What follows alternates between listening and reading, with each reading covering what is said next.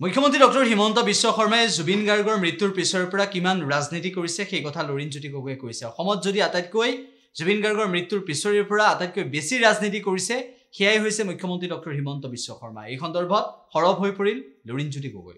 মুখ্যমন্ত্ৰীয়ে কৈছে জুবিনদাৰ এই শৈশৱ কটোৱা জেগাৰ পৰা কৈছোঁ আটাইতকৈ বেছি ৰাজনীতি অসমৰ মুখ্যমন্ত্ৰী হিমন্ত বিশ্ব শৰ্মা ডাঙৰীয়াই কৈছে। প্ৰথম দিনটোৰ পৰা জুবিনদাৰ মহাপ্ৰয়াণৰ দিনটোৰ পৰা নকৰিব লগা বহুত কাম কৰিছে, যিবোৰ কথা আমি এতিয়াও কোৱা নাই। আমি ন্যায় বিচাৰিছোঁ কাৰণ তেওঁ কি কৰিলে কি নাই এটা এটাকৈ ক'ম আমি। আৰু তেওঁ যোৱাকালি কৈছে যে হত্যা 8 বছৰ আগৰ পৰাই ষড়যন্ত্ৰ ৰচনা কৰিছে, হয় নহয়? বিধানসভাৰ মজিয়াত কৈছে 8 বছৰ আগৰ পৰাই বোলে হত্যাৰ ষড়যন্ত্ৰ ৰচনা কৰিছে। এতিয়া 5 বছৰ হ'ল মুখ্যমন্ত্ৰী কোন হৈ আছে? হিমন্ত বিশ্ব শৰ্মা। 5 বছৰ হ'ল গৃহমন্ত্ৰী কোন হৈ আছে? হিমন্ত বিশ্ব শৰ্মা।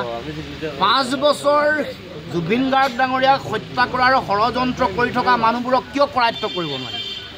আমাৰ জাতিটোৰ সম্পদ জুবিন গাৰ্গ ডাঙৰীয়াক কিয় ৰক্ষা কৰিব নোৱাৰিলে? মৃত্যুমুখলৈ কেনেকৈ ঠেলি দিবলৈ এৰি দিলে? তাৰ কাৰণে জগৰীয়া অসমৰ মুখ্যমন্ত্ৰী। জুবিন দাক মৃত্যুমুখলৈ ঠেলি দিয়া মূল জগৰীয়া মানুহগৰাকী অসমৰ মুখ্যমন্ত্ৰী। এইটো যোৱাকালি বিধানসভাৰ কথাত স্পষ্টকৈ প্ৰকাশ হৈছে।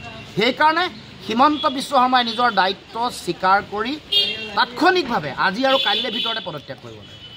কাৰণ 8 বছৰ আগৰ পৰা হত্যাৰ ষড়যন্ত্ৰ চলি থকা বুলি অসমৰ মুখ্যমন্ত্ৰীয়ে যেতিয়া ক'লে, 5 বছৰ যদি মুখ্যমন্ত্ৰী হৈ আছে, গৃহমন্ত্ৰী হৈ আছে, সকলো কথা জানে, ইণ্টেলিজেঞ্চ আছে, ৰক্ষণাবেক্ষণ দিব পৰা নাই।